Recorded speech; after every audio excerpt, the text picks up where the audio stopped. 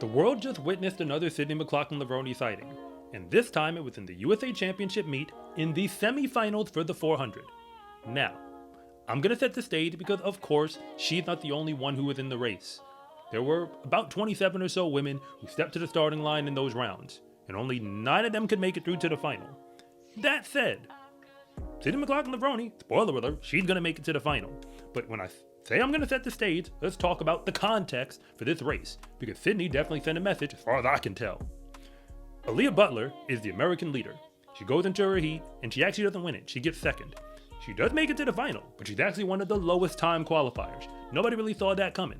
And then there's Isabella Whitaker, who is very high on the leaderboards as well. She took care of business alongside Britton Wilson, who, even though we haven't seen Britton Wilson run all that much in the last few years, the last time Sydney McLaughlin-Levrone ran the 400 at the USA's, it was Britton Wilson who got second in that race, and she broke 50 seconds in order to do it, because she has that type of talent. And now, I'm going to address the Sydney McLaughlin-Levrone situation, because it is a situation. Coming into the USA's, hey, I read the comments, and I try to listen to what people are thinking. Generally, because in my opinion, people fall in love with the clock, we start to forget that this is a competitive sport where you actually got to go out there and beat people. Sydney McLaughlin-Levrone is undefeated in the 400s that she's run this year, and she's already run with Isabella Whitaker and Aaliyah Butler on the same track. That said, the clocks that they've given are faster than hers, so she goes into her semi and runs the fastest time that we've seen in the qualifiers, 49.59. Nobody else broke 50, and that was probably the easiest 49 run I have ever seen in a women's 400, because she gets to the home straight, clearly ahead of the field, and strolls her way to the finish. I mean, she's trying, but she's not trying. If you catch my drift, it's pretty clear that she definitely could have gone probably under 49 in that one heat if she really wanted to. And the reason why that is a big deal is because Sydney running the 400 at the USA's is a business trip if nothing else. She's already done it before. She'd become an American champion in 2023. And because of that moment, where she was so close to breaking the American record, that is at least one of the plot lines that's going to come out of this weekend. Because I think her winning the 400 is basically a foregone conclusion. Everybody else who we saw run, they put more effort into their races to run slower. But if you're new here, I want to say thank you for even making it this far into the video. And I'm Coach Rob, and if you really want to know what's going on with the fastest athletes in the world, then you are in the right place.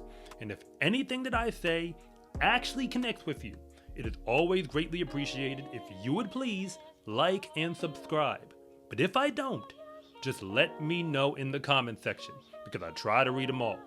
I don't believe Sydney's going to do anything less than run close to her personal best, if not faster, in this final.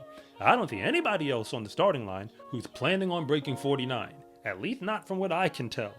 Beyond that, this is again all a formality, because if we were just going to pick a team to go over to the Worlds, I'm pretty sure if Sydney wanted to run the 400, like the same woman who's already split under 48 in a 4x4, I mean splits ain't the same thing, but she did it. Like, yeah, she would be on that team.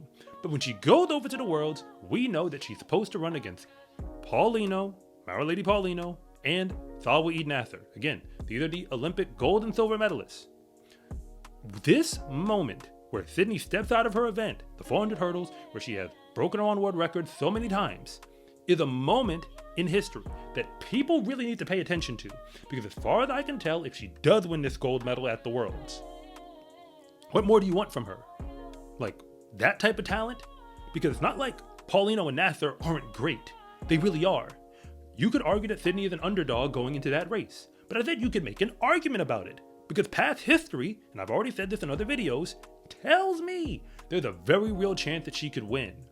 When you go back to 2023 and Sydney doesn't run at the Worlds, even though she lost to Paulino in a matchup earlier that year, she goes to the USA's and runs as fast as she does. Paulino never ran faster than that the entire rest of the season. Her season best is slower than what Sydney did at the USA's. So if you really think that if a healthy Sydney had gone to the Worlds and ran against her, she was going to go slower with Paulino next to her than she already did, running by herself, I ain't buying it. I mean, you can believe that if you choose to. I'm just not joining you on that train. What Sydney McLaughlin-Levrone has a chance to do is something that is almost unheard of in the sport of track and field. She's been at such a high height in her main event, the 400 hurdles, for so long that people really don't notice just how talented she is.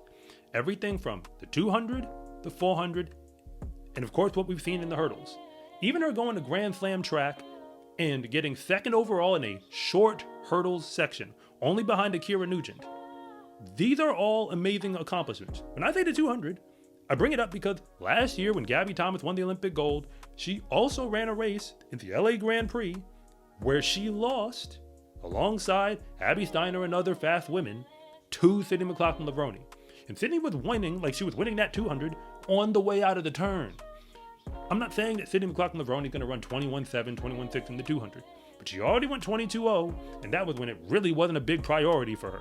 So she can run 21 if she really wanted to and made that a goal. She had said herself that she more or less wants to, have the best scorecard she can in the sport. Almost like doing the hep without the hep. Between the sprints and the hurdle events, try to be the best, like top to bottom, that anybody has ever seen. And when we talk about being the best, a lot of people focus on the clock. But the primary way to show it is by going out there and winning medals. The way the sport is set up right now, you do that on the world stage. So what she does at the USA's isn't just important because she might break an American record. It's important because it lets us know what could we reasonably expect to see in the World Championship final.